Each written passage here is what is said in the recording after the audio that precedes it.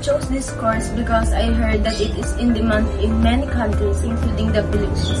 And I know here in the Philippines, a lot of workers are underpaid, even though they are graduated from college. So that means that BSIT is very flexible in any countries. Sino nga ba sa atin ang magugustuhan na mahirapan makahanap ng trabaho, di ba? My strength in 21st century skills is my flexibility and adaptability. I am good at adapting something from my surroundings, but in a good way.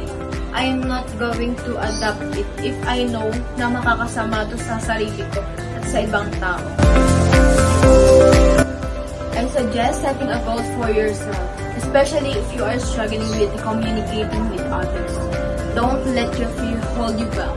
Because it's just like that, you need to be confident. My weakness is digital literacy.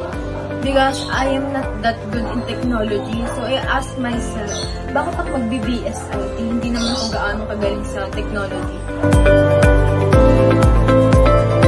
Give my attention to where I want to improve to myself. At hindi naman nahahayaan yung weakness ko na mananatiling weakness na lang palagi. Kasi gusto ko siya matutunan. And kumbaga, kung kay Epictetus, you become what you give your attention to. Ibig sabihin, kapag binigyan mo ng attention ang isang bagay, doon ka matututo.